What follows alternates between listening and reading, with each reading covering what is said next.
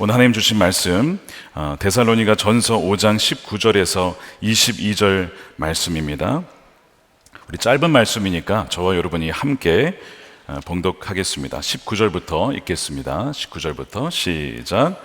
성령을 소멸하지 말며 예언을 멸시하지 말고 범사에 헤아려 좋은 것을 취하고 악은 어떤 모양이라도 버리라. 아멘. 하나님의 말씀입니다.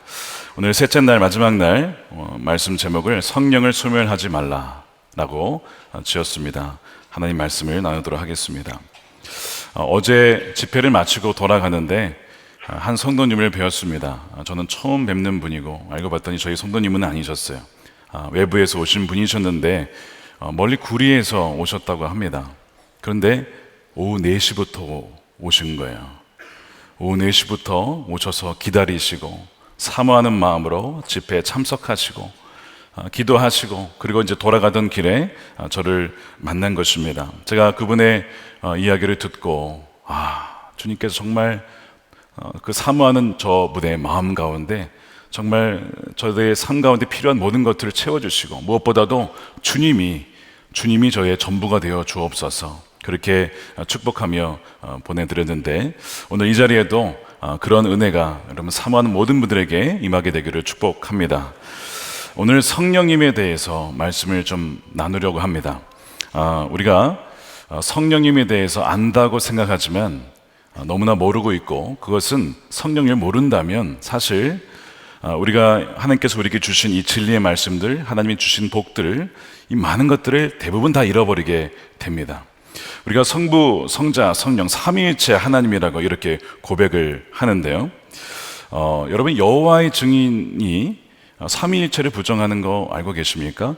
성자 하나님을 믿지 않고 피조물이다 하나님이라고 아니라고 믿고 또한 성령 하나님은 그냥 어떤 힘이다 어떤 에너지다 정도로 여기지 하나님으로 믿지 않습니다. 결정적인 차이가 바로 삼위일체에서 큰 차이가 벌어지는데요. 이것은 뭐 복음주의자라고 해도 크게 다르지 않을 수 있습니다. 내가 복음주의자라고 해도 이럴 수 있다는 거예요. 잭 테일러라는 분이 이런 말을 했습니다. 어떤 복음주의자들의 삼위일체는 성부 하나님, 성자 하나님, 성경 하나님이다. 이렇게 무슨 얘기인지 아시겠죠? 성경이 중요하긴 하지만 성령을 제외하고 성경을 넣었을 경우에 우리는 성경을 이해할 수 없습니다. 왜냐하면 성경은 성령의 감동으로 지음받은 거기 때문에 성령 없이는 성경을 이해할 수가 없는 거예요. 성경만 있지 성령 하나님이 없는 경우가 혹시 나의 삶은 아닌가를 돌아봐야 됩니다. 에베소서 6장에 보면 전신갑주 중에 유일한 무기가 검이죠. 근데 무슨 검이에요? 성경의 검? 네, 안 속네요. 네, 성령의 검입니다. 성경의 검이 아니라 성령의 검입니다. 에베소서 6장 17절에 구원의 투구를 받고 성령의 검, 곧 하나님의 말씀을 받으십시오 라고 해서 이 하나님의 말씀을 레마라고 해서 들려진 말씀, 음성으로 들려진 말씀이라고 그렇게 의미합니다. 그래서 성령의 음성, 성령께서 깨닫게 하신 것, 마음 가운데 그것을 레마라고 이렇게 부르죠. 스칸 맥나이트라는 신학자가 이런 얘기를 합니다. 우리의 신학은 하나님 아버지와 아들의 신학이었지 성령은 무시되거나 소홀히 여겨지거나 최소화되었다. 그러니까 하나님도 강조하고 예수님도 강조하는데 성령 하나님은 사실상 많이 강조되지 않고 우리가 잘 모르고 있다는 것입니다. 그래서 두 분은 하나님인데 이 성령님은 이게 좀 잘 모르겠다라는 분이 상당히 많다는 것이죠. 자, 성경에 보면 예수님께서 이 땅에 오셔서 성령으로 잉태하셨죠. 그리고 여러분 어떻게 세례 받으셨습니까? 성령으로 세례를 받으십니다. 그래서 예수님의 사역을 가만 보면 성령님 없이는 아무것도 하지 않으셨다는 것을 발견하게 돼요. 예를 들어 이런 겁니다. 세례를 받으실 때 마태복음 3장 16절입니다. 예수께서 세례를 받으시고 물에서 올라오실 때 하늘이 열리고 하나님의 성령이 뭐같이요? 비둘기같이 내려 자기 위에 임하심을 보시더니 성령을 비둘기에 비유했다는 걸 여러분 기억하셔야 됩니다. 왜 비둘기라고 했을까? 비둘기라는 것은 굉장히 우리가 알고 있는 어떤 그 길거리에서 보는 그 비둘기가 아니라 조금만 사람이 나타나면 화들짝 놀라서 날아가는, 굉장히 민감하면서 하얀 그 순결한 그 비둘기를 한번 생각해 보세요. 성령이 그와 같이 임했다는 거예요. 세례 받으실 때에 성령이 임합니다. 그 다음에 누가복음 4장 1절에 보십시오. 예수께서 성령의 충만함을 입어, 그렇죠? 요단강에서 올라오사 광야에서 40일 동안 성령에게 이끌리시며, 분명히 성령은 예수님과 누구를 구분하고 있습니까? 성령을 구별을 하고 있어요. 근데 우리는 어떤 성향이 있냐면 이걸 이렇게 합치는 성향이 있습니다. 예수님과 성령님 그냥 동일한 분으로 여기는 경향이 있어요. 아니에요. 성경은 분명히 두 분을 구별하고 있습니다. 그리고 예수님은 성령을 따라서 성령에게 이끌려 움직이셨어요. 누가복음 4장 14절에 예수께서 성령의 능력으로 갈릴리에 돌아가시니 그 소문이 사방에 퍼졌고 친히 그 여러 회당에서 가르치심에, 성령의 능력으로 가르치신 것입니다. 무사람에게 칭송을 받으시더라. 그래서 세례받을 때 성령으로 충만하고 성령에 의해서 이끌려 나가시고 성령의 힘으로 그 마귀의 유혹도 이기시고 성령에 이끌려 광야로 가셨습니다. 40일 금식도 성령의 힘으로 하시고 마귀의 유혹을 물리치신 것이죠. 회당에 가셔서 유명한 말씀입니다. 누가복음 4장 말씀에 주의 성령이 내게 임하셨으니, 자, 임하셨기 때문에 가능한 게 뭐냐? 가난한 자에게 복음을 전하게 하시려고 내게 기름을 부으시고 나를 보내서 포로된 자에게 자유를, 눈먼 자에게 다시 보게 함을 전파하며 눌린 자를 자유롭게 하고 주의 은혜를 전파하게 하려 하심이라 하였더라. 주의 성령이 임하였기 때문에 이 모든 것이 가능했다라고 하는 거예요. 예수님 혼자만이 아니고 성령이 계셔야만 했다는 겁니다. 여러분, 이것을 절대로 놓치시면 안 된다는 거예요. 예수님께서 귀신을 쫓아내시고 또한 치유를 하셨단 말이에요. 제자들에게 복음을 전하시고 제자 훈련을 시키셨다는 것이죠. 이 모든 것이 성령이 이해한 것입니다. 마태복음 12장에도 내가 하나님의 성령을 힘입어서 뭘 쫓아냅니까? 귀신을 쫓아내는 것이면 하나님의 나라가 이미 너에게 임한 것이다. 그러면서 놀라운 이야기를 하시는데, 내가 한 일을 너희도 하게 될 것이다. 아니, 그보다 더 큰 일을 할 것이다 말씀하셨어요. 여러분 믿으십니까? 자, 요한복음 14장 12절 말씀을 함께 읽겠습니다. 시작. 내가 진정으로 너희에게 말한다. 나를 믿는 사람은 내가 하는 일을 그도 할 것이요 그보다 더 큰 일도 할 것이다. 이게 성령님을 말씀하는 가운데 나온 말씀이에요. 그러면서 진정으로 이거 무슨 말이에요? 아멘이죠. 아멘, 아멘을 예수님께서 종종 하실 때가 있어요. 왜냐하면 이게 진짜 맞는 말인데 사람들이 잘 안 믿으니, 도무지 믿겨 하지 않기 때문에 내가 진짜 말하는 건데 진리인데 라고 말씀하시는 거예요. 그런데 왜 우리가 주님이 하시는 것을 우리가 하고 있습니까? 못하고 있다면 이유가 뭘까요? 우리는 성령 하나님을 모르고 있다는 것입니다. 안타깝게도 주의 깊게 우리가 말씀을 잘 읽지 않았기 때문일 수도 있고 성령에 대한 가르침을 잘 받지 못할 수도 있습니다. 혹은 성령님에 대해서 알고는 있지만 여러 가지 이유로 성령님이 소멸된, 제가 이제 설명을 드릴 거예요. 의미가 무엇인지. 그럴 수도 있습니다. 그래서 예수님께서 부활하신 후에 40일 동안 하나님 나라를 전하신 다음에 제자들에게 무슨 말씀을 하셨어요? 누구를 기다리라고요? 성령을 기다리라고. 1장 사도행전 1장 8절이죠. 오직 성령이 너희에게 임하시면, 이거 오직이에요. 임하지 않으면 이 뒤에는 아무것도 안 된다는 것이죠. 그러나 임하게 되면 너희가 권능을 받고 예루살렘과 온 유대와 사마리아 땅끝까지 이르러 나의 증인이 될 것이다. 되리라 하시니라 말씀하셨어요. 자, 그러면 여러분 물어보셔야 돼요. 여러분 성령을 받으셨습니까? 일대 양육 안 받으셨나요? 자, 다시 한번 묻겠습니다. 여러분 성령을 받으셨습니까? 그러면 성령으로 충만하십니까? 이거 좀 작아지네요. 여기서는 두 번째는 자신이 없어. 받은 건 맞는데 충만한지는 모르겠어요. 혹시 성령이 소멸되지는 않으셨습니까? 성령이 소멸될 때 느낍니다. 영적으로 민감한 자는 느낍니다. 성령이 나를 떠나가셨구나 하는 것을 느낀다고요. 제가 이것도 설명을 드릴 거예요. 자, 우리 안에 진정으로 성령이 계시면 어제 말씀을 드렸어요. 두 가지 그리스도인의 진정한 표제가 있다고 했죠. 하나는 내적인 평강이 있다고 했어요. 어떤 풍파가 와도 주님이 나와 함께 하시고 성령이 계시기 때문에 평강이 있습니다. 그러면서 동시에 어떤 것이 있어요? 내적인 전투가 있어요. 죄와의 싸움, 내 육신의 죄와 세상과 마귀와의 이 전투가 항상 있다는 거예요. 이 두 가지를 어느 한쪽만 있어도 안 되고 두 가지를 모두를 가지고 있는 사람이 진정 그리스도인이고 진정 성령이 그 안에 계신 분이십니다.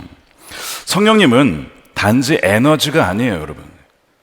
단지 힘이 아닙니다. 그분은 인격입니다. 인격이에요. 인격이란 얘기는 마치 사람처럼 대화하고 감정이 있으시고 생각하시고 무엇을 기뻐하시고 무엇을 슬퍼하신다는 뜻입니다. 그분이 우리를 닮은 게 아니고 우리가 그분을 닮아서 이렇게 생각하고 느끼고 그러는 거예요. 왜? 우리는 하나님의 형상을 따라 지음받았기 때문에. 그래서 우리는 성령님의 그 성품, 하나님의 성품과 성령님의 그 성품을 함께 담고 있는 것이죠. 그리고 인격입니다. 그래서 우리가 어떤 누군가를 이렇게 인사를 할 때에 인사를 하는데 이분이 있는데 인사를 안 하고 이분하고만 얘기를 해. 그러면 기분이 나빠요, 나빠요. 굉장히 나빠요. 왜요? 나를 무시하나. 그렇죠? 똑같습니다.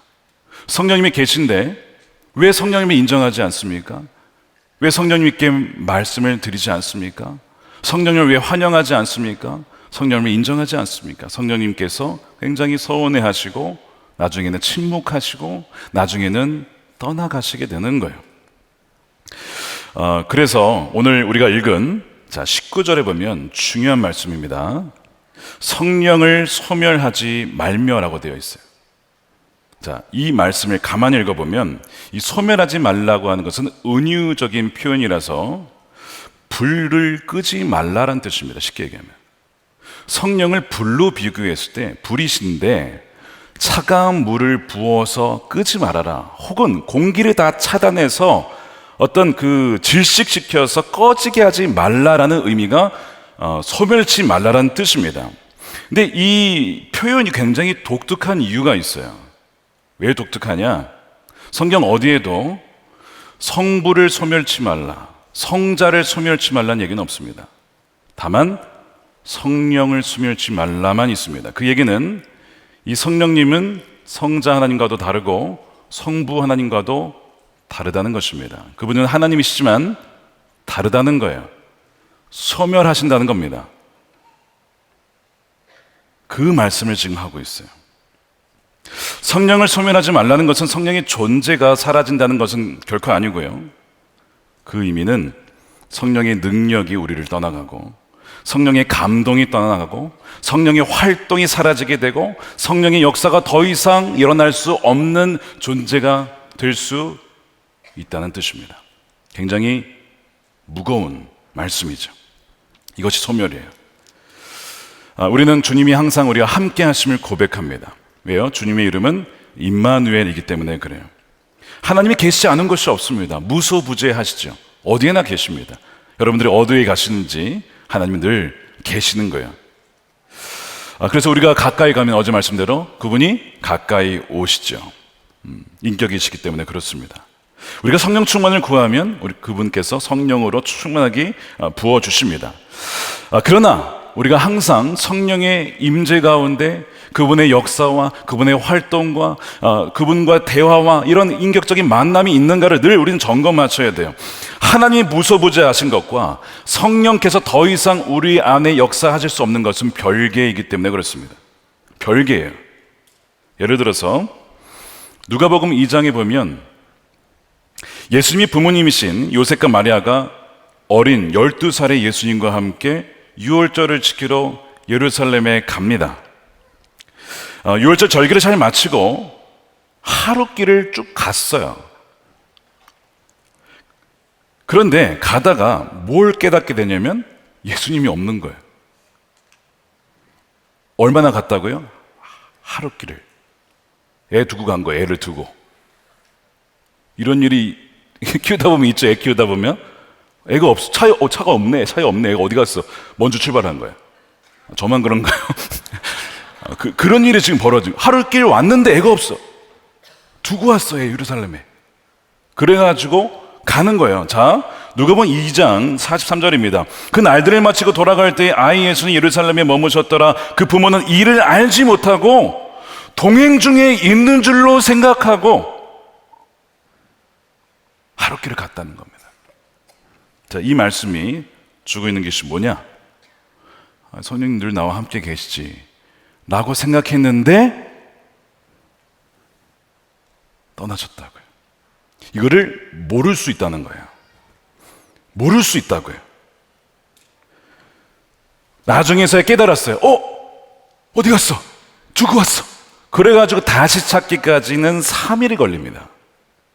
이것이 말씀하는 게 뭐냐면 우리가 성령을 소멸케 되면요, 다시 깨닫고 회복하기까지 시간이 상당히 걸릴 수 있어요. 물론 즉각적인 회복이 올 수도 있지만 그렇지 않을 수도 있다는 것을 의미하고 있습니다.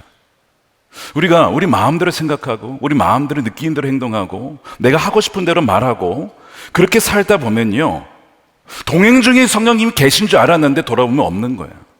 이런 일이 벌어진다는 것입니다. 성령이 이미 오래전에 떠나신 거예요. 함께 계시지 않아요. 그런데 몰라요. 이것이 심각한 겁니다. 잠들어 있다라고 표현을 하는 것이죠. 물론 어떤 경우에는 창세기 28장의 야곱처럼 하나님이 안 계신 것 같아. 근데 사실은 함께 계신 경우도 있어요. 반대 케이스죠, 이거는. 안 계신 줄 알았는데 계셨어요. 이런 케이스도 있지만 정반대도 있습니다. 계신 줄 알았는데 안 계신 경우도 있다라는 것, 그리고 그걸 모르고 있다라는 것도 있는 거예요. 비슷한 케이스를 하나 더 들어볼까요? 삼손입니다. 삼손이 들릴라에게 속아 자는 동안 머리털 7가닥을 밀리게 되죠. 힘이 사라졌어요.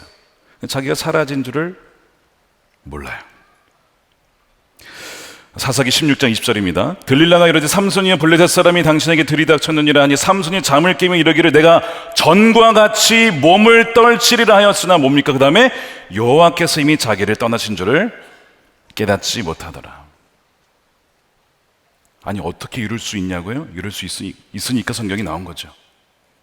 성령의 그 신이 나를 떠나서 더 이상 역사할 수 없는 상태임을 모르고 전과 같이 내가 왕년에, 내가 과거에 하나님과 아주 친했거든, 하나님의 역사를 맛보았거든, 내가 전과 같이 그렇게 되리라 생각했지만 이미 성령이면 떠나가신 상황이라는 것을 모르고 있는 이 삼손의 모습이 혹시 우리의 모습은 아닙니까, 여러분?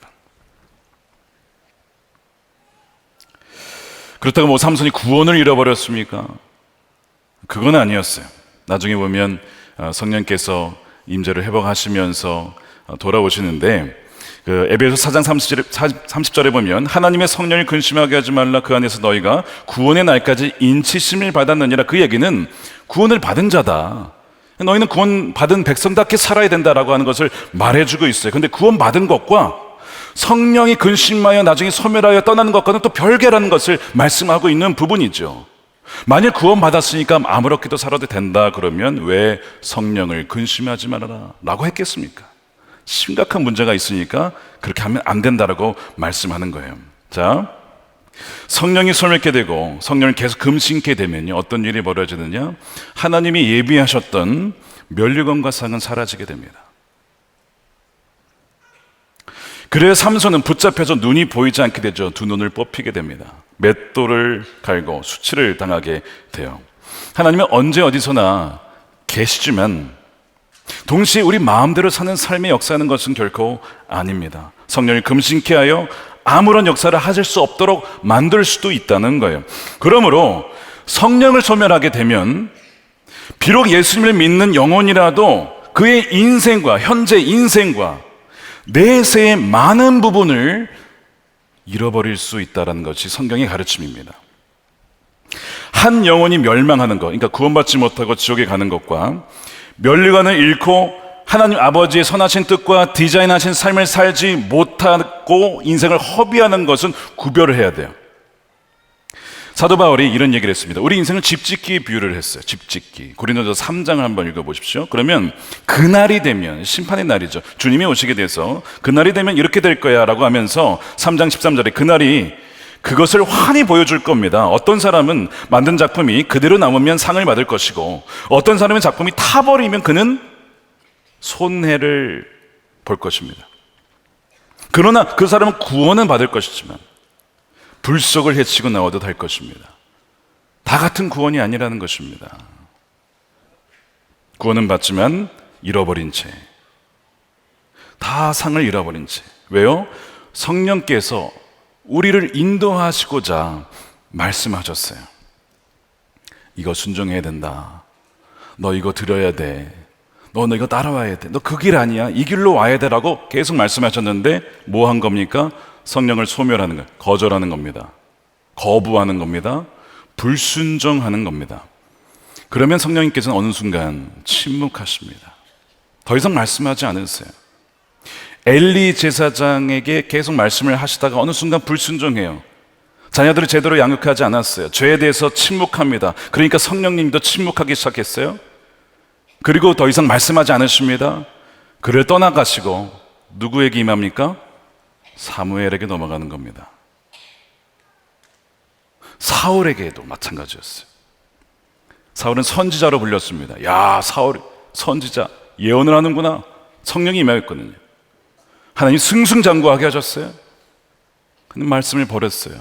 불순종합니다. 자기 기념비를 세웁니다. 어떻게 됩니까? 여호와의 신이 그를 떠나더라. 근데 본인은 몰라요. 또 여러분, 성경에 이런 예들이 굉장히 많아요. 저는 이제 이 말씀을 이렇게 준비하면서 기도가 됐어요.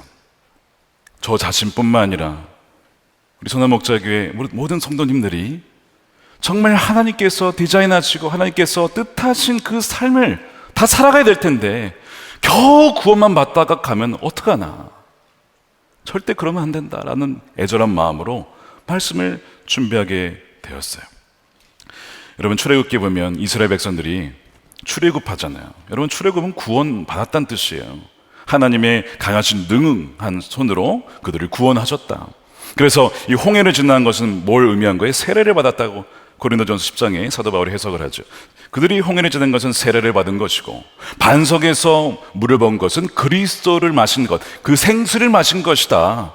구원받았다는 뜻이에요. 그런데 그들이 어떻게 됩니까? 가나안 땅으로 가서 전투도 못 해보고 그 땅을 믿지 못하여서 결국에는 광야에서 다 죽게 된단 말이죠. 근데 그 일로 인하여서 누가 또 피해를 보냐면 그들의 불신앙 때문에 피해를 본 사람이 갈렙과 여호수아입니다. 이들도 덩달아서 38년을 더 광야에서 헤매다가 가게 돼요. 좀 억울하죠. 여호수아와 갈렙은 믿었는데 이 다른 믿지 않은 불신앙의 사람들, 성령의 음성을 거절했던 사람들 때문에 이 사람들도 38년을 허비하게 된 겁니다. 저는 또한 이 말씀을 준비하면서 굉장히 떨리는 마음이 무엇이냐면, 제가 만일 성령을 소멸하게 되면 이건 저 혼자만의 문제가 아니라는 거예요. 우리 모두에게 미칠 수 있는 것이고 우리 공동체 전체에게 영향을 미치는 문제라는 것이죠. 그럴 일이 절대로 벌어져는 안 되겠지만 누군가의 성령의 소멸로 말미암아 성령의 역사를 경험하지 못하고 제지당하는 일이 있을 수 있기 때문에 그런 거예요. 그래서 사도 바울이, 여러분 서신서 읽어보시면 종종 사도 바울이 뭘 부탁해요? 나를 위해 기도해 달라고. 나를 위해 기도해 주십시오. 내게 말씀을 주사 나에게 입을 열어서 복음을 담대하게 알리게 하여 주옵소서. 이 기도 부탁하고요, 수시로 우리 선교팀을 위해서 기도해 주십시오. 이런 부탁을 왜 할까요? 자기가 무너지면 세워진 교회들 어떡합니까?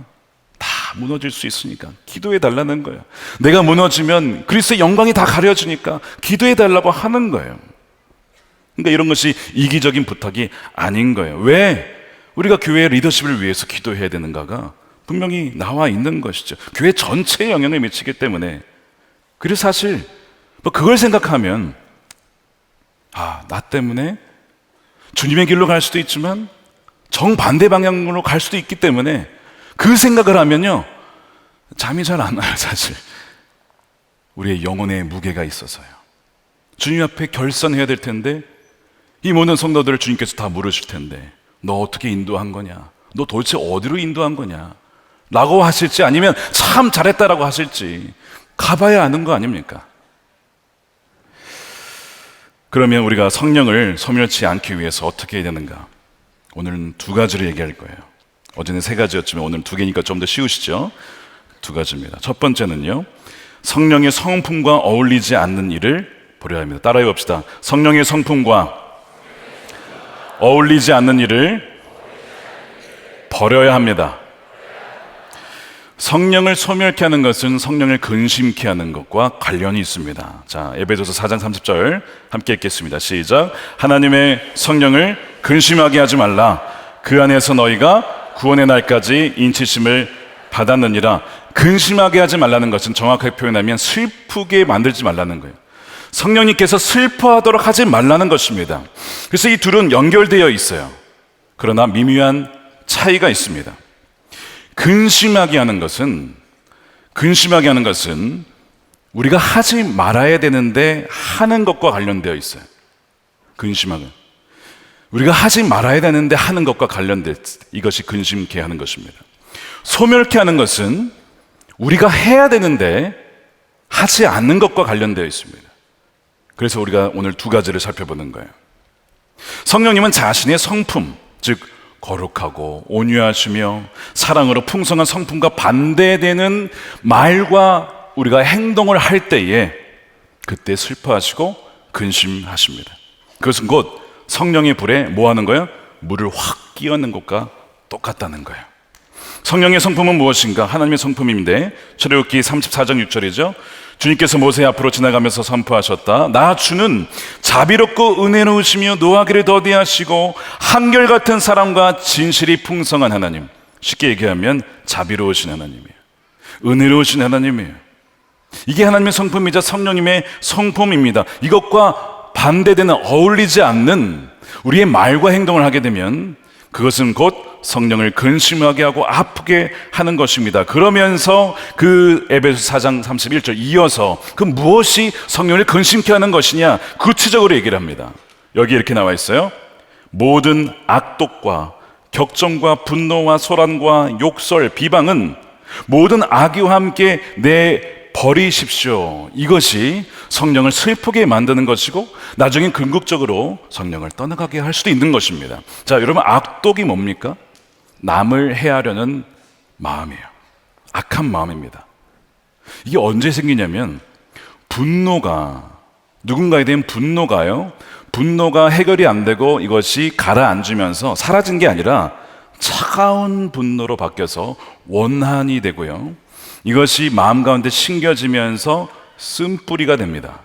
쓴뿌리예요. 그러니까 악독은 다른 표현을 하면 쓴뿌리라고 할 수 있어요. 왜 쓴뿌리가 되냐면 내가 당한 불의한 일이 있어요. 억울한 일이 있어요. 피해당한 일이 있어요. 그것 때문에 생깁니다. 화가 나는 거예요. 내가 당한 것 때문에. 가령 우리나라가 일본에게 당한 일 때문에 우리에게도 뭐가 있어요? 악독 같은 게 있을 수 있어요. 일본만 생각하면 아직도 그런 마음이 있을 수 있잖아요. 정당한 반응일 수 있어요. 과거사가 있으니까요. 쓴뿌리가 생기는 배경에는 합당한 이유가 항상 있습니다. 그래서 예를 들면 부모님으로부터 학대를 받았다. 나 어렸을 때 나 부모님한테 맞았어. 막 쓴뿌리가 있는 거예요. 굉장히 많습니다. 그런 분들이. 부당한 내가 대우를 받았다는 거예요. 친구에게 배신을 당했다는 거예요. 사기를 당했다는 거예요. 너무 억울하잖아요. 그러니까 분노할 만 이유가 있죠. 근데 그 분노를 풀지 못하고 해결하지 못하면 원한이 되고 그것이 쓴뿌리가 되어서 그 사람 영혼을 서서히 지배하기 시작하고 그 악독이 자리 잡게 되면 성령이 역사할 수가 없는, 성령이 슬퍼하게 되는 자가 되게 됩니다. 여러분, 혹시 이런 마음 가운데 분노, 이 악독과 원한이 있지는 않습니까? 가령 요나를 한번 생각해 보세요. 요나가 니느웨에 대해서 악독한 마음을 가졌습니다. 나중에 니느웨가 회개를 하죠. 회개를 하고 하나님께서 멸하시지 않자 그 분노를 하나님께 합니다. 요나가 하나님께 화를 내요. 4장 1절이죠. 요나는 이 일이 매우 못마땅하여 화가 났다. 단지 분노가 아니고 이것은 악독, 바로 원한입니다.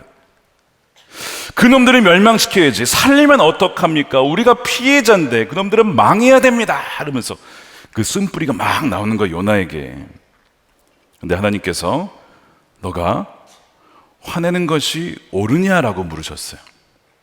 요나는 이것이 합당하다고 생각했어요. 내가 당연히 화가 나죠 라고 생각했는데 하나님은 너가 화내는 것이 옳으냐? 이 무슨 얘기일까요? 그래 요나야, 너 피해자 맞아. 너 그 사람 때문에 피해본 거 맞다고. 근데 그들이 무지해서 그래. 그들이 잘 몰라서 그래. 나는 너도 살고 그들도 살기를 원한다. 너가 그 악독의 마음을 그대로 갖고 있으면 너도 망하고 그들도 망하는 거야. 하나님이 그 말씀을 하신 거예요, 요나에게. 예전에 어떤 교회에 이런 일이 있었다고 해요. 박 집사님과 김 집사님이 서로 싸우셨어요. 어느 정도로 싸웠냐면 서로 꼴도 보기 싫게 서로 싸웠습니다. 예배 드리다가 그 사람 보면, 얼굴만 보면 은혜가 안 될 것 같아서 도무지 한 공간에서 예배를 못 드릴 것 같아가지고 어떤 생각을 했냐면, 이 박 집사님 보기에 김 집사님이 3부 예배를 드리니까 2시간 일찍 2부 예배를 드리자. 그래가지고 그 교회에 마침 7시 예배, 9시 예배, 11시 예배 이렇게, 우리는 비슷하네요. 어느 교회인지 상상하지 마세요, 여러분. 그렇게 이제 해서 2부 예배, 9시 예배 나오기로 한 거야. 피해 가려고. 그래서 이제 2부 예배 딱 갔는데 그 김사님이 또 2부 예배 나왔네 또. 그래가지고 그거 가지고 또 다른 사람 만나가지고, 글쎄 내가 안 보려고 2부 예배 나왔는데 그놈이 이러면서, 죄송합니다, 2부 예배 나왔어 이러면서 또 험담을 막 하는 거예요. 그래서 막 짜증이 난 상황에서 이제 예배를 드렸습니다. 예배를 드리는데 하나님께서, 야, 너 나 사랑한다고 하면서 너 그 김지사 한 명 사랑 못하냐? 너 정말 너의 죄 용서받았다고 그렇게 하면서 너 그거 용서 못해? 라는 마음을 주시더랍니다. 그러니까 여러분, 예배 함부로 드리시면 안 됩니다. 누구를 용서하게 되고 하나님께 책망을 받게 되기 때문에 그래요. 그 마음이 힘들었는데 그 주님의 사랑을 기억하고 용서하기로 하고, 내가 이 마음을 품으면 안 되지. 다시 3부 예배로 나왔다는 그런 전설이 있습니다. 3부 예배를 가서 그분과 함께 풀고, 어느 교회일까요? 네. 어쨌든 여러분, 악독은요 성령을 근심하게 합니다. 여러분, 그냥 놔두시면 안 돼요. 그래서 말씀에 뭐라고 되어 있어요? 용서해야 된다. 용서해야 된다. 그래야 성령이 회복되고 역사하기 시작해요. 자, 29절에 나쁜 말은 입 밖에 내지 말고, 이 더러운 말입니다. 막 화나면 입에서 막 거칠어지죠. 그러면 그 하얀 비둘기였던 성령님이 놀라면서 싹 떠나가시는 거예요. 그걸 상상하셔야 돼요. 더러운 말을 내뱉으면 놀라면서 떠나가시는 거예요. 31절에 소란과 욕설과 비방은 모든 악의와 함께 내버리십시오. 그리고 오늘 읽은 22절에 갖가지 모양의 악을 멀리 하십시오. 왜 이렇게 말씀한 거예요? 다 성령을 떠나가게 할 수 있는, 소멸케 할 수 있는 것이기 때문에 그렇습니다. 그래서 우리가 누군가를 비난하고 험담하고 욕할 때에 성령님은 근심하고 아파하시고 결국에는 떠나가시게 되는 거예요. 여러분, 어제 시기가 낳는 자녀, 뭐라고 했죠? 증오와 험담이라고 했어요. 험담할 때 여러분 혹시 이런 경험이 있으십니까? 나는 험담을 안 해봤다. 다 해보셨어요? 야, 이 질문을 거꾸로 할 걸 그랬나? 여러분, 누군가를 이렇게 너무 화가 나가지고 험담할 때에 혹시 이런 경험이 있으십니까? 갑자기 마음이 싸늘해지는 거예요. 마음이 싸늘해지고 뭔가 불편해지는 거예요. 느껴보셨어요? 그게 성령에게 지금 물을 뿌려서 불을 끄는 겁니다. 이제 그것이 민감해지면 깨달아요. 성령께서 근심하시고 지금 떠나가시려고 하는구나. 알아차리셔야 돼요. 그 알아차리셨으면 바로 회개하셔야 됩니다. 회개하셔야 돼요. 돌이키셔야 됩니다. 그렇지 않으면 성령님은 한동안 계속 침묵하시고 나중에 결국 떠나가실지도 몰라요. 기도 안 듣습니다. 성령이 기도 들으실 수가 없는 것이죠. 우리가 성령의 성품에 어울리지 않는 말과 행동을 할 때는 우리 육신의 열매를 맺지만, 그런 것들을 금할 때는 성령의 열매를 맺게 되는 거예요. 소란과 욕설이 왜 나오는가? 용서하지 못하는 마음, 이 악독에서 나온다는 것입니다. 왜 용서하지 못합니까? 우리가 하나님께 얼마나 큰 은혜를 받았는지를 잊었기 때문에 그래요. 1만 달란트 탕감받은 자인데 100데나리온 빚졌다고 앙심을 품은 그 사람이 우리 아닙니까? 그 은혜를 잊어버린 것이죠. 아니면 아예 처음부터 구원을 받지 않은 사람일 수도 있어요. 나 같은 죄인 살리신 그 은혜가 얼마나 놀라운가를 어느 순간 잊어버리고, 당연히 나의 삶이 당연히 이런 것이라고 은혜를 여기지 않고 당연히 여긴 그 삶으로 바뀌어 있는 것입니다. 그래서 32절에 이렇게 되어 있어요. 서로 친절하게 하며 불쌍히 여기며. 서로 불쌍히 여기라는 거예요. 다 서로 용서하기를 하나님이 그리스도 안에서 너희를 어떻게 해요? 용서하심과 같이. 주님께서 여러분 우리 모두를 다 용서하셨잖아요. 그렇게 하라라고. 그래야 성령의 근심을 피할 수가 있다. 그래서 그 다른 사람의 허물을 여러분 눈 감아 주라는 겁니다. 덮어주라는 거예요. 대가를 치르지 않도록 하라는 것입니다. 자비를 베풀라는 것입니다. 잠언 19장 11절을 함께 읽어보겠습니다. 시작. 노하기를 더디하는 것은 사람의 슬기요 허물을 덮어주는 것은 그의 영광이다. 허물을 덮어주는 것은 그의 영광이고 하나님은 그것을 기억하신다는 거예요. 정확한 예를 제가 들어볼게요. 다윗의 원수가 누구였습니까? 사울이었습니다. 이제 우리가 사무엘상 시리즈를 시작할 거예요. 주일부터. 사울이 온 힘을 다해 정말 온 모든 군사력을 동원해서 정말 다윗을 죽이라고 그렇게 했어요. 시기심 때문에. 근데 오히려 하나님은 다윗에게 사울을 죽일 수 있는 기회를 2번이나 주셨습니다. 기억나시죠? 2번이 줬어요. 그래서 다윗이 엔게디 동굴에서 또한 사울의 진영에서 2번의 기회를 받게 됐는데 복수할 수 있는 아주 절호의 찬스, 하나님이 주신 거예요. 시험한 것이죠. 근데 그때에 다윗이 어떻게 합니까? 다윗이 사울을 죽이지 않아요. 대신 사울의 머리맡에 있던 그 창과 물병을 들고 사울의 진영을 빠져나와서 나중에 소리칩니다. 멀리 산꼭대기에서 사울을 향하여서 외치죠. 그러면서 사울을 왕이시여 임금님이시여 나의 상전이신 임금님이시여 이렇게 표현을 합니다. 이 벼룩과 같은 나를 왜 죽이려고 하십니까? 자기를 낮추고 사울을 높여요. 다윗이 원수를 향해 증오와 어떤 안갚음을 하는 것이 아니라 끝까지 왕을 왕으로 대우를 합니다. 왜냐하면 사울은 하나님의 기름 부음 받은 자고 보복할 것이 나에게 있지 않기 때문에 그는 자비를 2번이나 베풀어줘요. 2번이나. 그 사울이 그때마다 너무 고맙다고 내가 잘못했다라고 얘기를 하거든요. 2번의 용서 베푼 다음에 사울은 전쟁에서 죽어요. 하나님이 심판을 하신 것이죠. 저는 예전에 이 사울과 다윗의 이야기를 읽다가 하나님이 너무 다윗을 편애하신다라는 생각을 했어요. 사울은 몇 번 불순종했다고 왕위에서 박탈당하고 다윗은 뭐 간음죄 거짓말에다가 아주 죄를 많이 졌잖아요. 그런데도 그 왕위를 잃어버리지 않거든요. 밧세바 때문에 물론 잠시 그 성령이 떠나간 사건이 있긴 있었지만 다시 회복을 합니다. 그리고 계속 가요. 왜 사울과 다윗이 이런 차이가 있었을까? 많은 학자들이요 이걸 풀질 못했습니다. 많이. 그냥 하나님은 다윗을 편애하시나 보다 이렇게 해석을 하곤 합니다. 그런데 이 오늘 말씀으로 해석을 해보면요, 다윗이 왜 그런 은혜를 누렸을까? 왜 그 기름 부음이 떠나가지 않았을까요? 사울에게 원한으로 대하지 않고 악독으로 대하지 않고 뭘 했습니까? 자비를 베풀었어요. 용서해 주었어요. 2번이나 용서해 주었습니다. 그러니까 하나님께서 그가 밧세바의 사건 때문에 또한 압살롬 사건 때문에 여러 가지 어려움이 있었지만 그때마다 뭘 기억하셨어요? 그의 자비를, 그의 용서를, 그가 계속해서 기름 부음을 유지할 수 있었던 비결입니다, 여러분. 그러니까 여러분, 성령님의 성품과 어울리지 않는 그 마음들, 악의의 마음들, 악독한 마음들, 원한들을 주님께 다 내려놓으세요. 주님께서 다 아십니다, 여러분. 하나님 다 아신다고요. 왜 여러분이 그거를 원수 갚으시려고 하십니까? 왜 여러분 손에 피를 묻히려고 하십니까?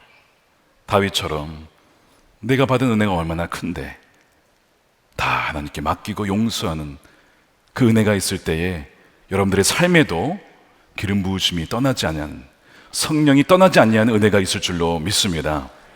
사랑하는 여러분, 그리하여 우리가 성품에 걸맞게 이 자비를 베풀고 또한 용서하고 그렇게 살아갈 때 그분은 떠나가지 않는다는 것이죠. 두 번째는 따라하겠습니다. 성령의 역사가 꺼지지 않게 해야 합니다.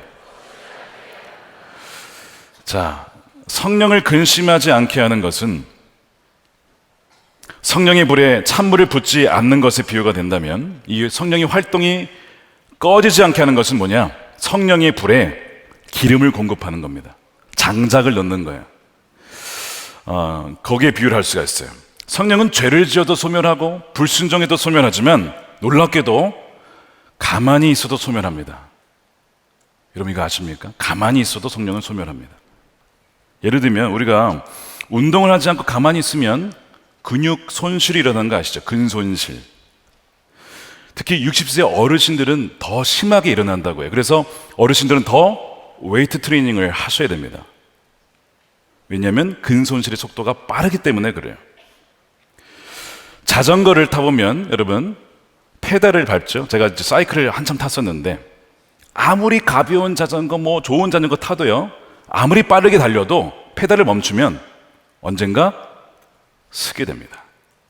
가만히 있으면 서요 그냥. 그건 자전거잖아요. 성령은 우리가 아무것도 안 하고 가만히 있으면 소멸합니다. 이거를 말하고 있어요.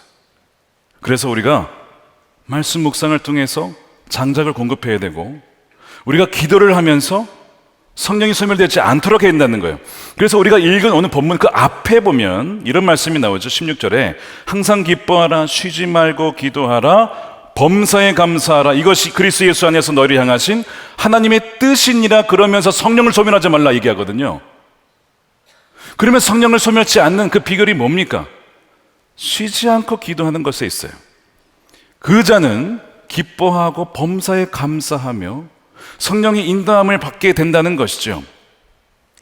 기도를 쉬게 되면 성령이 소멸되고요, 성령이 소멸된지도 모른 채에 살아가게 됩니다.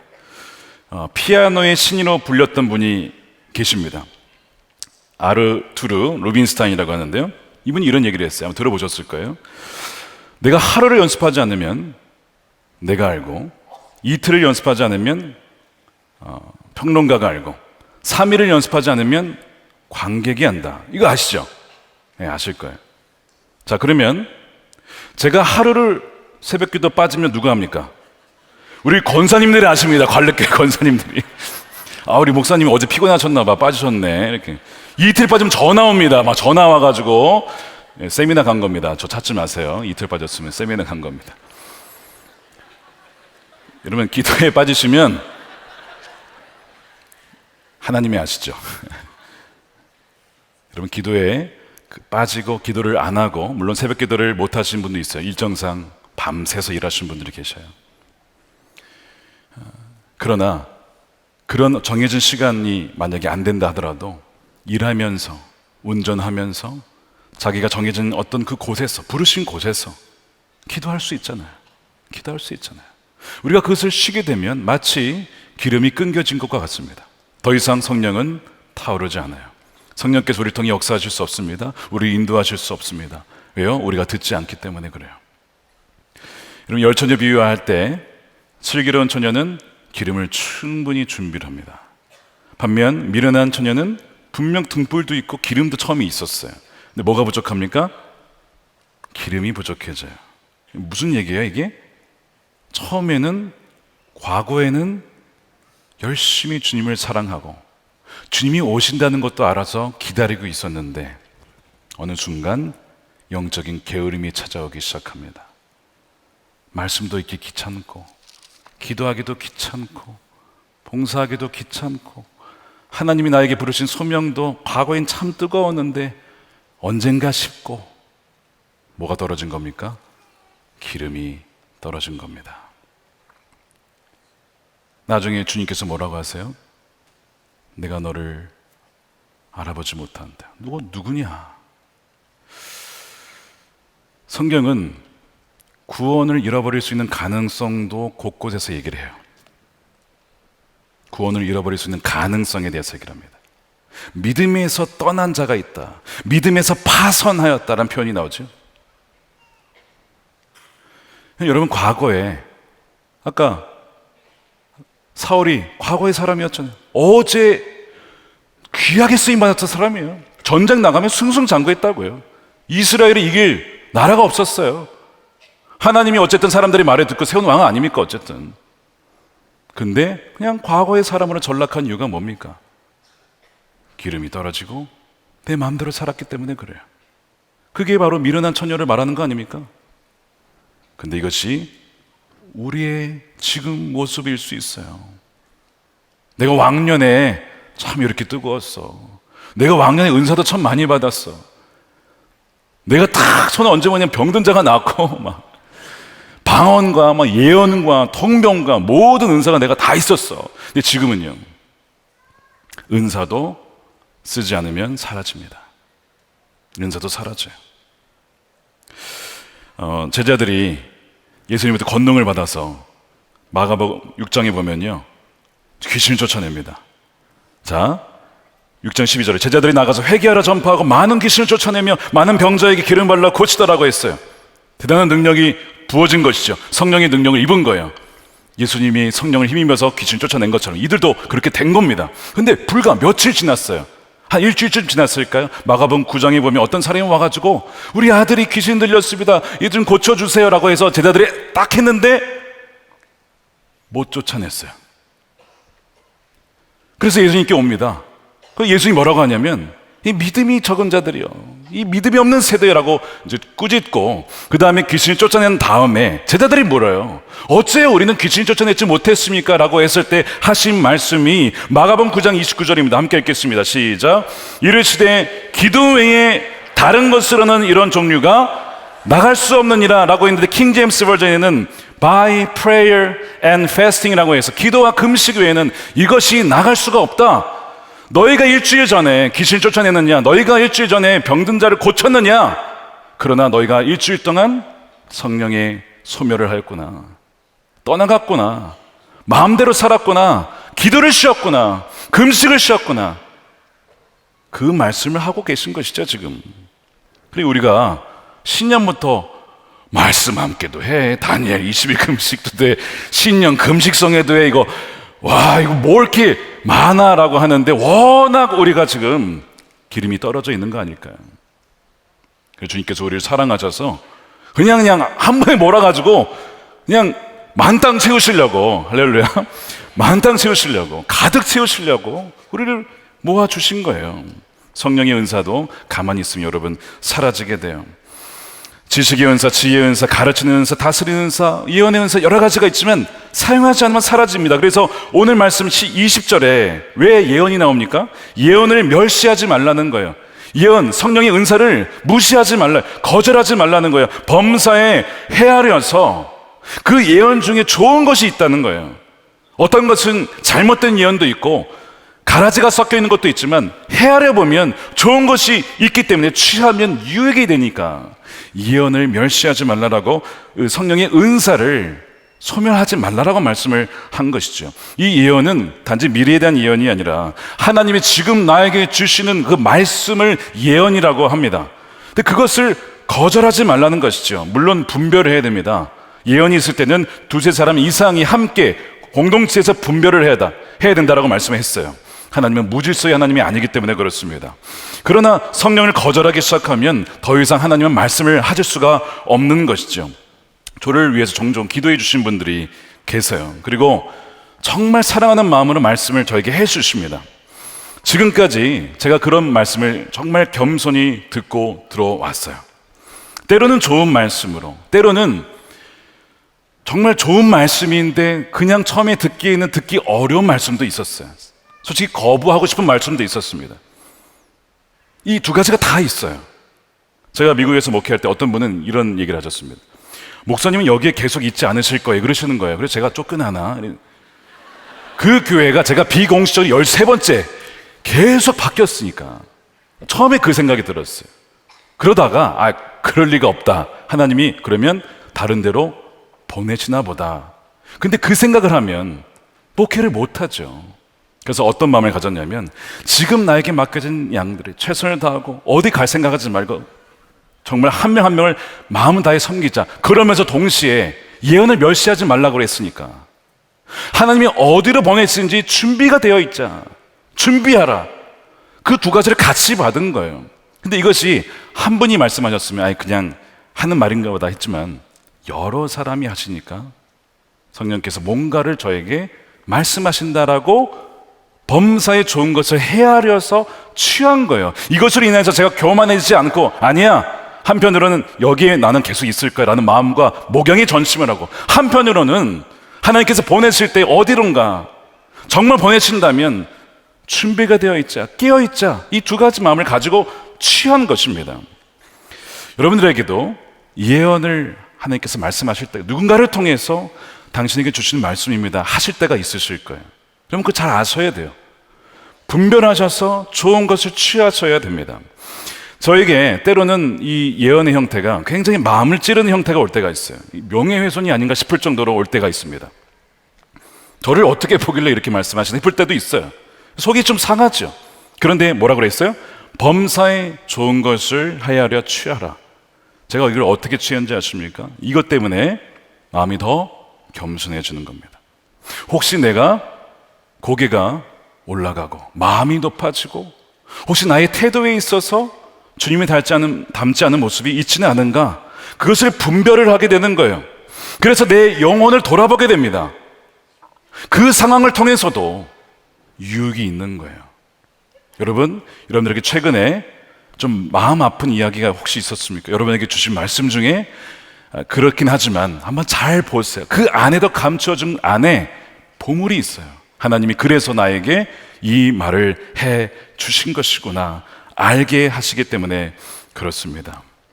여러분, 예언은 우리의 잃어버린 성령을 회복하는 또한 역사가 있어요. 다윗이 밧세바와 범죄하고 나서 성령이 떠나갔어요. 다윗이 점점 변해갔습니다. 정치적으로, 군사적으로, 경제적으로 사람이 힘을 갖게 되니까 유혹을 느끼는 거예요. 하나님이 아닌 다른 것을 의지하게 되는 것입니다. 그러면서 변하게 된 거예요. 그러면서 결국에는 밧세바 간음 사건이 벌어지게 된 것이죠. 갑자기 나타난 게 아닙니다. 서서히 진행되고 있었던 거예요. 그런데 본인이 몰라요. 성령이 떠나간 것을 본인은 모르고 있어요. 아는 사람 없겠지, 이 문제에 아는 사람 없을 거야, 뭐 몰라요. 다 알고, 궁중에서 다 알고 있어요. 말만 안 할 뿐이지. 근데 그에게 누가 나타납니까? 나단이 나타나서 이야기를 던져주고, 이야기를 들어보니까 화가 나는 거예요. 다윗이 나단에게 이르되 내가 여호와께 범죄하였노라. 나중에 듣고 나서 얘기를 하잖아요. 나단이 당신이 그 악한 사람입니다. 내가 범죄하였군요. 회개를 하면서 그가 이렇게 고백을 해요. 우리 아까 찬양했던 건데 시편 51편 11절에 나를 주 앞에서 쫓아내지 마시며 주의 성령을 내게서 거두지 마소서. 주의 구원의 즐거움을 내게 회복시켜 주시고 자원하는 심령을 주사 나를 붙드소서. 그가 이렇게 고백할 때에 하나님께서 그를 용서하시고 성령을 회복시키십니다. 그러니까 여러분, 예언을 멸시하지 마십시오. 혹시 성령의 역사와 활동이 전혀 느껴지지 않으십니까? 확신 대신에 의심이, 담대함 대신에 의심과 불안이 드십니까? 따뜻한 마음 대신에 냉랭한 차가운 마음이 드십니까? 감사가 아니라 원망이 나오십니까? 그것이 혹시 성령을 내가 소멸한 것은 아닌가를 여러분 생각해 보셔야 돼요. 우리가 오늘 이 밤에 우리의 죄와 우리의 연약함을 다 토로하고 고백할 때 하나님께서 우리의 소멸되었던 성령을 다시 회복시켜 주실 줄로 믿습니다. 하나님의 영이 삼손을 떠나가고 그가 보이지 않는 상황에서 하나님께 기도하고 간구하죠. 하나님, 한 번만 저에게 힘을 주십시오. 그 얘기는 자기가 잘못했다는 것입니다. 하나님, 제가 잘못했습니다. 제가 정말 무지했습니다. 그러나 한 번만 저에게 마지막으로 힘을 주시면 제가 이 모든 블레셋 사람들을 물리치겠습니다. 하나님께서 어떻게 하셨습니까? 그에게 힘을 주셨어요. 그에게 성령으로 함께하여 주셔서 그가 살아있을 때보다 더 많은 블레셋 사람들을 죽이게 되죠. 그러므로 여러분, 내게 평안이 아니라 두려움이 있다면 이렇게 기도하십시오. 내가 주여 범죄하였습니다. 성령을 근심케 하고 소멸했습니다. 저를 용서해 주십시오. 나의 죄를 회개하오니 나의 둔해진 귀를 열어주시고 눈을 열어 보게 하여 주시고 온유한 성령의 인도하심을 따라 순종하게 하여 주시옵소서. 우리가 이렇게 오늘 이 밤에 고백할 때에 여러분 모두에게 어느 한 사람도 그냥 왔다 가는 사람 없이 성령의 온전함과 그 충만함을 누리고 회복하는 이 저녁이 될 줄로 믿습니다. 우리 함께 찬양하겠습니다. 우리 성령이 오셨네. 우리 함께 찬양하시고 우리 뜨겁게 기도하겠습니다. 우리 성령이 오셨네. 우리 가사를 생각해 보시면 억눌린 자, 갇힌 자, 자유함이 없는 자.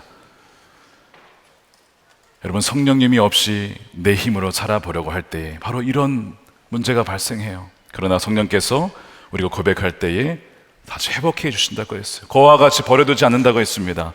우리가 이 고백을 우리 마음 다해 찬양하면서 나가도록 하겠습니다.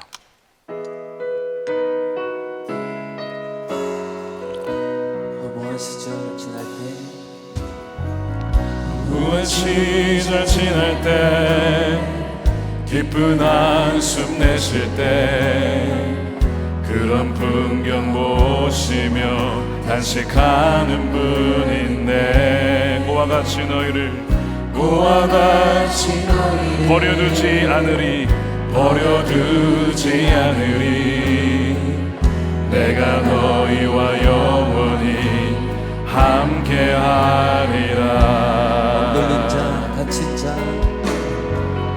억눌린 자 갇힌 자유함이 없는 자 피난처가 되십니다. 피난처가 되시는 성령님 계시네. 주의 영이 계신 곳에 참 자유가 있다네. 진리의 영이신 성령이 오셨네. 우리 두 손 들고 성령님을 환영합니다. 성령이 오셨네. 성령이 오셨네. 성령이 오셨네. 내 주에 보내신 성령이 오셨네. 우리 인생 가운데 친히 찾아오셔서 그 나라 꿈꾸게 하시네. 억눌린 자 갇힌 자 자유함이 없는 자 피난처가 되시는 성령님께 주의 영이 계신 곳에 참 자유가 있습니다. 주의 영이 계신 곳에 참 자유가 있다네. 진리의 영이신 성령이 오셨네. 성령이 오셨네. 성령이 오셨네. 성령이 오셨네. 내 주에 보내신 성령이 오셨네. 우리 인생 가운데 진히 찾아오셔서 그 나라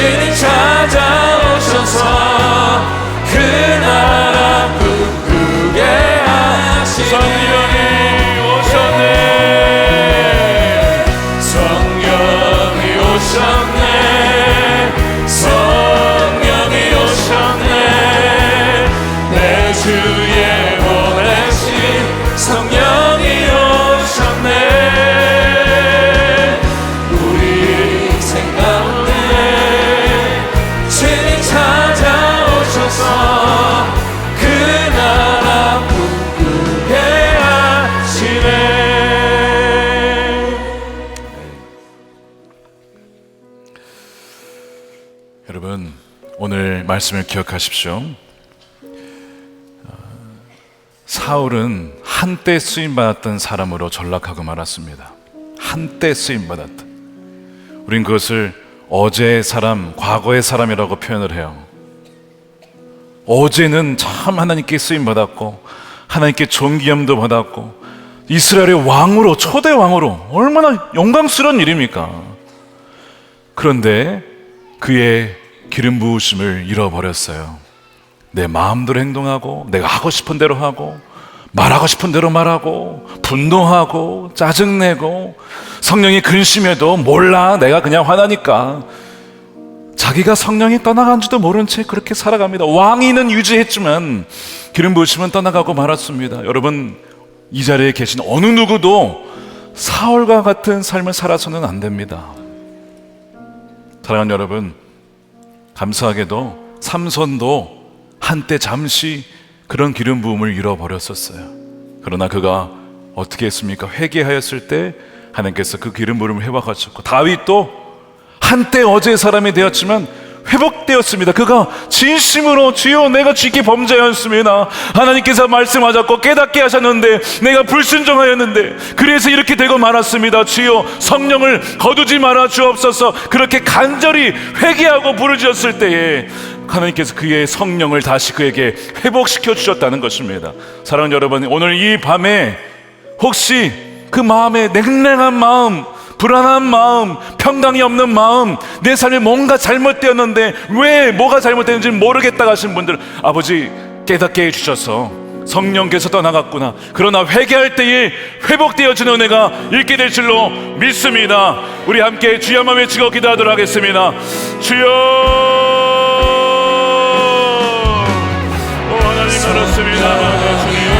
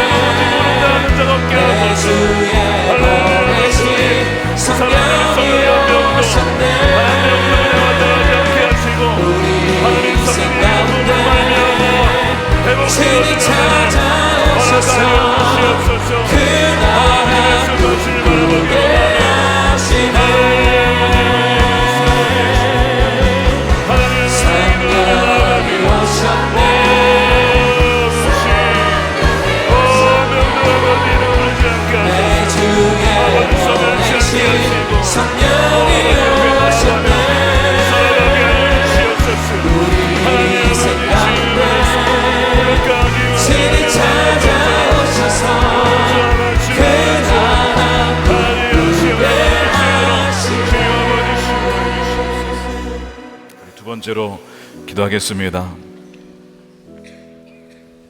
우리 언어 생활을 한번 돌아보기를 원합니다. 우린 정말 덕스러운 말, 은혜를 끼치는 말, 사랑하는 말, 용납하고 용서한 말을 하고 있습니까? 아니면 성령의 성품과 어울리지 않는 험담과 비방과 악독이 가득 찬 말을 내 입으로 내뱉지 않습니까? 어제도 말씀 기억나십니까? 어찌하여 한 입으로 찬송도 하고 저주도 할 수 있느냐?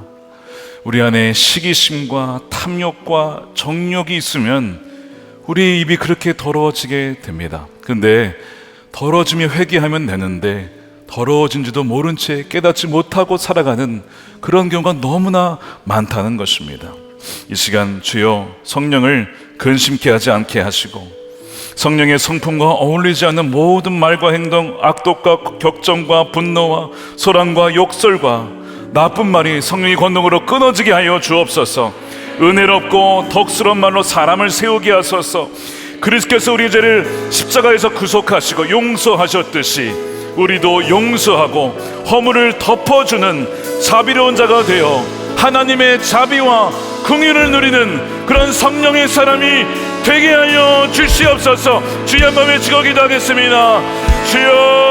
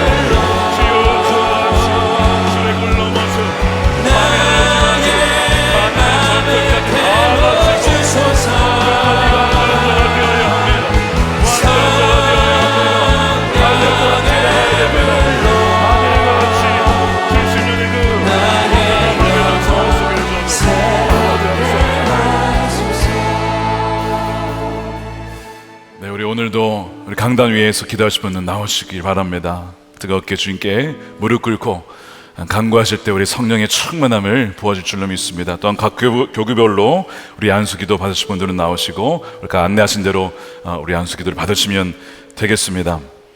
여러분, 성령은 가만히 있으면 꺼지게 됩니다. 불이기 때문에 장작과 기름을 준비해야 됩니다. 여러분, 미련한 처녀는 주님을 알았어요. 주님이 다시 오신다는 것도 알았고요, 기름이 있어야 된다는 것도 알았고요, 등불이 있어야 되는 것도 다 알았습니다. 그리스도인이었습니다. 그러나 기름을 충분히 준비하지 않았다고요. 시작은 참 위대했지만 마지막은 비참한 사람이 되고 말았어요. 출애굽을 해서 은혜를 받았는데 얼마나 은혜를 누렸습니까? 자유의 은혜, 해방케 되는 은혜. 그런데 그 광야에서 가나안 땅에 가보지도 못하고 멸망당한 일이 있어서야 되겠습니까? 그러나 여호수아, 갈렙과 같이 출애굽의 은혜도 경험하고 광야도 지나가며 또한 가나안에 들어가서도 그 가나안의 족속들과 우리 육신의 정욕과 세상과 마귀와 치열하게 싸워 승리하여 결국에는 맡겨진 모든 할당된 몫을 다 누렸던 여호수아와 갈렙과 같은 그런 인생이 되시기를 축복합니다.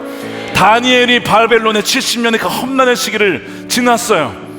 얼마든지 타협할 수 있었고 얼마든지 믿음을 잃어버릴 수도 있었습니다. 얼마든지 기도 생활 포기할 수도 있었습니다. 그러나 그가 하루에 3번 기도하며 감사하며 범사에 감사하며 쉬지 않고 기도하며 그 바벨론 시기를 성령과 함께 지나갔을 때 하나님은 그에게 복을 보게 주셨고 그로 말미암아 하나님의 역사는 이어지게 된 것입니다. 그 다니엘과 같은 놀라운 은혜가 여러분들 삶에도 있기를 축복합니다. 그리하여 우리 세 번째로 기도할 때에 성령의 역사가 꺼지지 않게 하소서. 성령의 말씀을 주어로 묵상하고 쉬지 않고 기도하며 성령의 은사를 하나님 나라와 교회를 위하여 여러분 묻어두지 마십시오. 땅에 묻어두지 마십시오. 언제 쓰려고 하십니까? 주님이 불러가시면 이젠 다 기회가 없는 거예요. 그것을 주의 나라를 영광을 위하여 주의 몸된 교회와 잃어버린 영혼들을 위하여 마음껏 사용하십시오. 그러면 하나님께서 갑절로 이상으로 더 부어 주실 것입니다. 쓰신 자에게는 더 주고 쓰지 않은 자에게는 빼앗아 뺏기게 되는 것입니다. 그리하여 그 은사를 사용하여서 하나님 나라 위에 확장되게 하여 주시고, 성령이 소멸자들에게 있다면 주의 성령을 회복시켜 주시고, 오늘 이 저녁에 성령의 충만함을 부어 주시옵소서. 우리 두 손들과 다시 한번 주여 한번 외치고 기도하겠습니다. 주여